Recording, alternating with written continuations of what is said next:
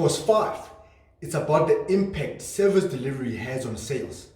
With all that is required and expected of employees, one of the things that everyone needs to be on the same page, it has to do with service excellence. And so service excellence is what distinguishes optometric practices from one another. When service excellence is up here, the way the sales will be in that optometric practice will be clearly evident. And so in this video training, it's all about the working environment excellence. And so the work that the practice does should speak for itself with regards to excellence. And so what you do as a practice should be louder than what you say. At the end of the day, you can have all these amazing things on your website, social media, products, everything. But if they don't lead to efficiency and excellence with regards the processes, the procedures, the systems, the protocols, then sales will not be at the level at which they're supposed to be. And so we're going to be profiling what are the characteristics that define a winning team, and how does that result in the team being excellent so that the optometric practice can be distinguished as an excellent optometric practice. And that's how you're going to be driving sales up within the practice. And so the very first characteristic of a winning team is excellent optometric leadership. Create the right environment for people to flourish and succeed. That is, you have to have a lift as you rise type of approach as a leader. Take people to a level that they have never been before. And so people can only go as far as the leader goes. And the practice can only go as far as the people are willing to go. And so very, very important that you create the right environment for people to flourish and succeed. Next, a winning team has committed team members. Here's the thing, the smaller the practice, the more important the hiring process then becomes. And so know what kind of person is needed for the following. You have to make sure that the qualities that we are listing now are evident in one way or another within the practice. Positive attitude. A person who's responsible should be a criteria that you're using to get people. Absence of personal problems.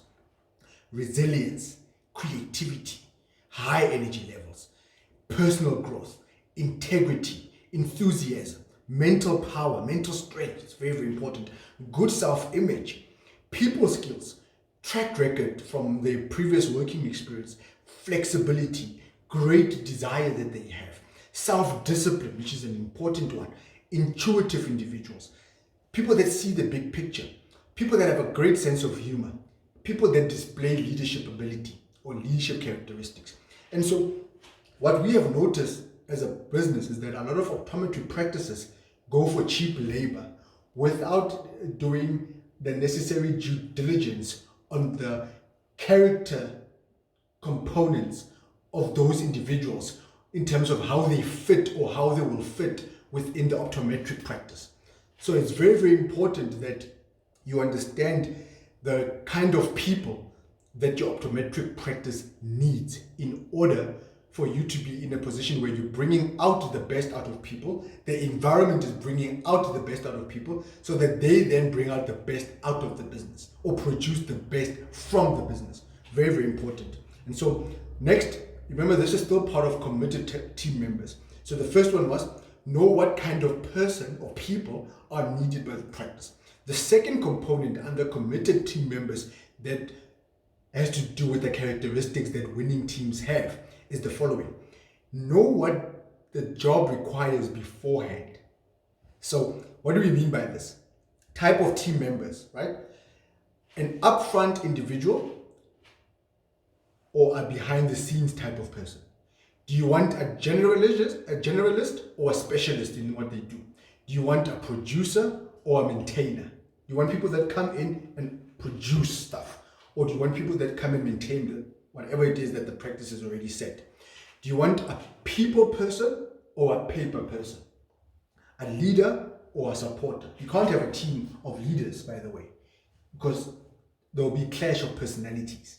Some people are strong supporters that play a big role in adding to the leadership capabilities. So know how many leaders or what kind of people do you need in terms of leaders and supporters? And remember, that also then goes to decision makers, right?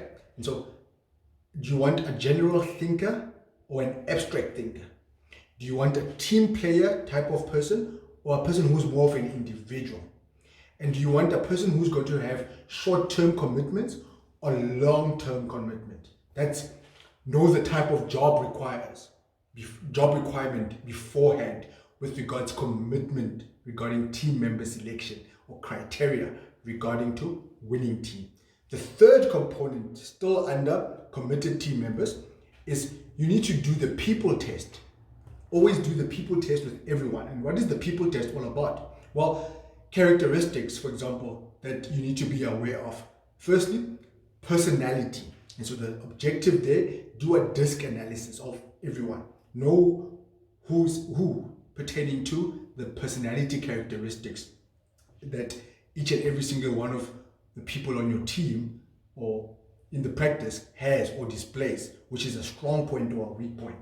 And how do you then improve communication based on the fact that now you know that this person's DISC personality is as follows, this person's DISC personality is as follows, and do it professionally actually. A lot of the times, optometric practices don't take DISC personality assessments into consideration when it comes to the people that they have or employ in the team. Whereas suppliers, pharmaceutical companies, frame companies, all of those different types of companies, one of the first things that they do when it comes to the hiring process is that they take into consideration the personality characteristics of the individuals to find out a key component or a key question. Will this individual fit in with the rest of the team and the culture of the organization? Why are you not doing the same thing as an optometric practice? To find out that the mix of people that we have are embracing the qualities that we need to make sure that the vision of the practice gets to be met. Next will be passion as a characteristic, part of the people test. And so what motivates people? Find that out. Know what motivates people. And one of the first things is like that thing of what makes them glad, what makes them happy, what makes them sad, what makes them mad, what brings the best out of them. Know that about your team amongst each other. Very important.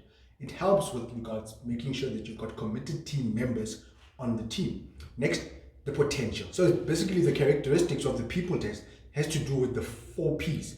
First one was personality. Second one is passion. The third one is potential. And the thing about potential is what can they do? Next, profile. Can they fit into the culture of the company and where do they fit in? So very important for you to establish this person, we need them for the following, and this is where they're going to be fitting in. And so very important that everyone on the team knows their roles and responsibilities, its importance, and how it contributes to the success of the team's performance or the overall success of the business. The fourth component, remember the first one was the kind of person that is needed by the practice. Then we discussed the job requirements beforehand that need to be aware in terms of the type of team member with the type of job that is required. Then we profiled the people test and gave you examples on that. Next is hiring inexperienced people. What then do you do? Because a lot of times you're going to be in a practice or you're going to own a practice where you have to start off with inexperienced people who know nothing about eye care, right? Or the optometric industry. And so the action here that you need to take in terms of the result that you'll then see is the following. Believe in them when you're hiring inexperienced people. Believe in them. The result here, you're encouraging risk-taking basically when you're believing in them. Next, show them how things are done. It builds respect. Next, love them genuinely. It strengthens the relationship between yourself and them. Next, know them personally. It personalizes their development within the optometric team. The following one that we've written down here is teach them regularly. It enhances their growth. That is the result. Trust them. What does that do? It develops loyalty. Expand them. What does this do? It provides them with challenges. And lastly, lift them up constantly. It ensures results. So those are the different action points that you need to take into consideration when you are hiring inexperienced young people, and what the resultant effect will be with regards to the action then that you take as the business owner or leader within the respective optometric practice. So that's basically the components involved with regards committed team members, which is the second component regarding winning teams. Remember, the first one was excellent optometric leadership. So the second one then was committed team members. The third one, winning teams are focused on winning.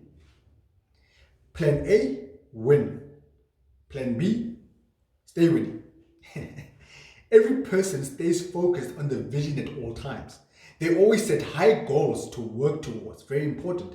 They never just rely on past strategies and successes to move forward. But what they do, they're always ready and are willing to make the necessary changes required to win. So adaptability, innovation, technological advancements, evolving mindset, adaptive mindset, growth mindset.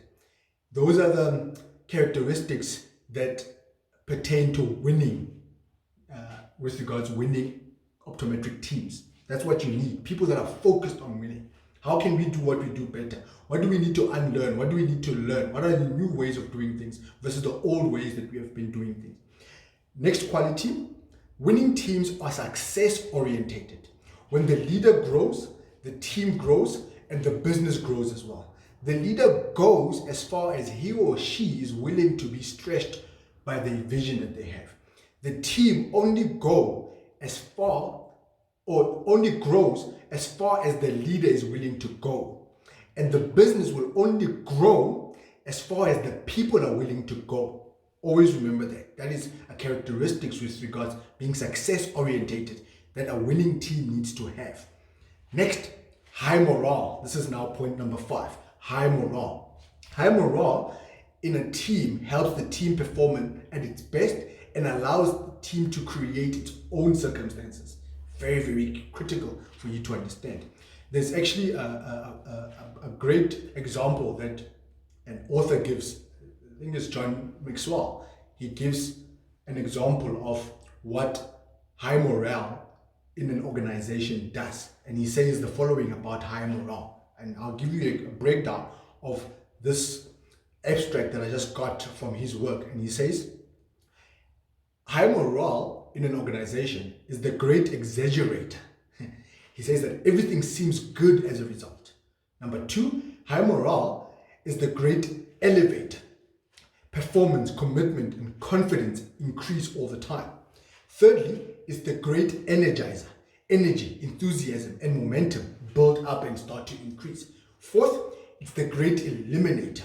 Problems, obstacles, and challenges get solved quickly and with urgency. And lastly, high morale in an organization is the great emancipator. Risks are taken, new ideas come forth, and changes take effect. And so a breakdown of the different stages of morale and what needs to happen in each stage. He gives further explanation in terms of the impact that it has when you understand the different stages of morale. And so he says the following. And so on your notebook that you are following or that you are utilizing to follow this training video, do 5 columns. Column number 1, have right at the top activity. And then column number 2, at the top on your left hand side, write activity. Then under it, action by the leader. Under it, required action by the leader. Then work atmosphere, and then communication. So those are the components.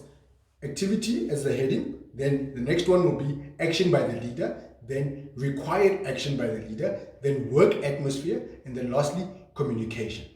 Column number 2 at the top, write stage 1, then next stage 2, stage 3, and stage 4. So morale in an organization has 4 stages. The stage 1 would be with your line that says activity. Then say activity stage 1, poor. So let's start with stage 1. If high morale, if morale at the current moment is at stage 1, meaning that there's poor morale in the practice, the current action that is probably taking place by the leader in the organization is that you are probably doing everything by yourself, right? The required action by you as the leader with regards when morale is low is that you need to investigate the situation. Investigate the situation. And thirdly, the work atmosphere when morale is poor, the work atmosphere that is required is energetic and belief in people. People need to know that you believe in them. You have faith in them. You have hope in them. You see the best in them. And so that is what you then need to create as a work atmosphere in the practice when morale is very poor. What do you communicate when morale is poor with your team? Hope. Communicate hope. That's what you communicate as a business owner or business leader when there's very poor morale in the practice. And you're ensuring that the atmosphere or the working environment is energetic and you're believing in people. And then you're always investigating the situation and you want to move away from always doing everything yourself when that is the case, when morale is poor. Stage number 2 is when morale is very low. The action that is probably taking place when there's low morale is you need to do everything yourself or do productive things actually. Remember, with poor, you do everything yourself. But with low morale, you do productive things. And so required action by the leader or as the business owner is that you need to model high return behavior. So the level at which you want the practice to operate in is the level at which you need to be operating in. You cannot have low morale in the practice and as an optometrist or business owner, show up at work at 11 o'clock and leave before everyone else. You need to set this tone, set high return behavior, showcase what can be achieved when we work with a bit of more urgency and we're doing productive things, right? And so the work atmosphere when morale is very low is relationship building. That's what you need to focus on, that build relationships with your team. And so what do you communicate? You communicate vision, where we can actually get to, how we can get there. That's what you communicate as a business leader where you're in an environment that has low morale. Stage number 3, when morale is very moderate, very moderate, very average. The action by the leader, you do the difficult things. The required action by the leader, make changes that make the team better. So focus your attention on the team when there's a bit of averageness that's taking place in the team. What you need to make sure is do things that make changes that make the team better. And so the work atmosphere, it's about development and equipping of the optometric team. So training and development is critical with regards when morale is very moderate or average and you want to elevate that. So what do you communicate? You communicate commitment. That is a key component that you need to be communicating all the time. And lastly, when morale is very high, the action by the leader, you'll find that you'll be doing very little. You'll be doing very little. That's the key when morale is very high. The required action by the leader when morale is very high, you need to keep the team focused and on course. And so the work atmosphere is you're giving responsibilities, accountability, and of course, authority and autonomy. So people know what is expected of them and what do they do to go the extra mile. They've been equipped, they've been trained, they've got a good working relationship amongst each other, good working relationship with you as well, open door policy in terms of communication. They know that you care more about them more than anything else, and you are always lifting them up, taking them to a level that they've never been before. That's what's happening with high morale. So what do you communicate? You communicate success. You communicate, guys, when we achieve this, this is what we're going to see as a result.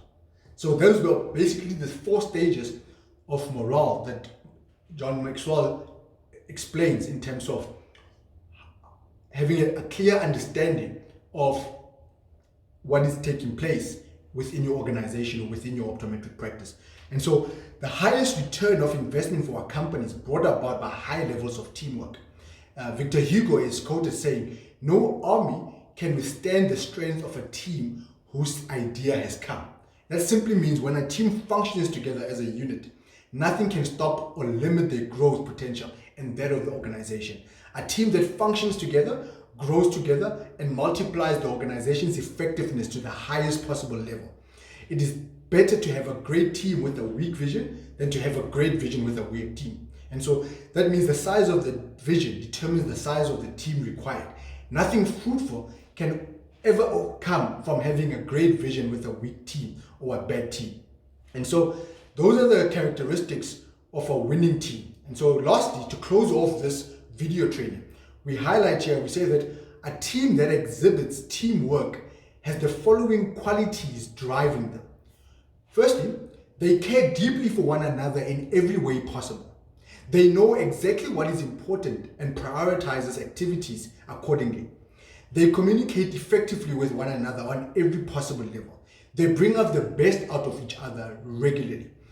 They put the interest of the company above their own individual desires. They ensure everyone plays to their specific roles. They do whatever it takes for the team to succeed. They pay the price required for the organization to reach its full potential. Very important. They hold each other accountable. That is a team that exhibits good qualities of teamwork. They hold each other accountable. They are willing to give more than what is required of them to the benefit or for the benefit of the organization. They are focused on winning and reaching their goals. They are able to go the extra mile whenever the need arises. They work based on commitment and not excuses.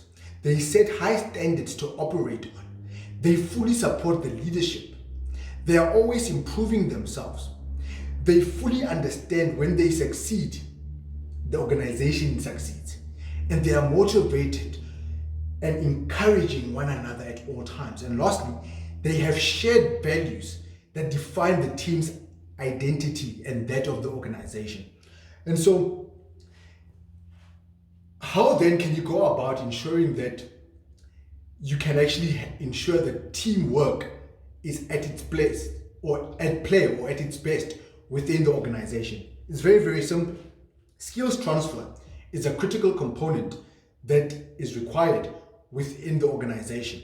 And what do we mean by skills transfer? A lot of times, optometric practices don't focus on this important element that contributes towards a characteristics of a winning team. So to increase sales in a company, the people in the business will be led to just follow rules and regulations.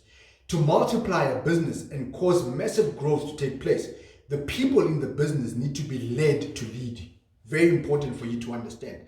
The better the leaders developed in the business, the greater the quality of people in the company and the greater the business expands. This means that the leaders within the company need to be identified, developed, built up, equipped, and then released to do great things for the company. For effective skills transfer to take place, the following needs to take place within the company. Number one, a climate for potential leaders to be raised needs to be created by you as the leader of that practice. Your sole responsibility is to take people to a level that they have never been before. Very important. That's the first one. Number two, develop the people into environmental change agents. What do we mean by that? Team members need to be like thermostats rather than being thermometers. A thermometer, for example, is passive. It records the temperature but can do nothing to change it. Whereas a thermostat, it is an active thing. It determines what the environment will be. It affects change or it effects change. A positive atmosphere increases momentum, performance, and work ethic in a company. Number three, as the leader of the company, you must model the leadership that you desire. People can only go as far as the leader goes. You can't take people to a level that you yourself have never been. Number 4, a greater emphasis must be focused on the potential of the team and the company. The best assets within people must be identified in relation to the needs of the practice. Do you really get that? Focus needs to be placed on the needs and desires of the team. What causes them to come alive and be full of passion and enthusiasm? You need to look for the leader within the team. Growth opportunities need to be provided to the team. A huge emphasis needs to be placed on production, not positions and titles. The team must strive to achieve big things that stretch them beyond their comfort zones. And so the last one, or number 5, vision should be what leads the people. An effective vision provides guidance and direction for the organization. It begins with when the people accept it, but it gains acceptance when the leader models it, and it becomes a reality when the people respond to it. That's the power of vision. If, as the optometrist, you treat your business as a by-the-way thing, then guess what? Your team is going to do exactly that when it comes to your business. They're going to treat it as a by-the-way thing. Team members model what they see, hear, think is acceptable within the organization that they work for. You constantly arriving late to the practice, guess what? They will do the same. They hear you saying negative things about, or statements about, things are not as they used to be. Whatever negativity that comes out of your mouth as a leader, they're going to do exactly that. And guess who they're doing that to? The consumers. And that is something that you do not want. And so that's basically characteristics that define a winning team and that ensure that the environment in which exists, or the atmosphere in the practice, is at the level that brings out the best out of the practice. And that's what's going to help in elevating the practice and taking it to the level it's got the potential of going to.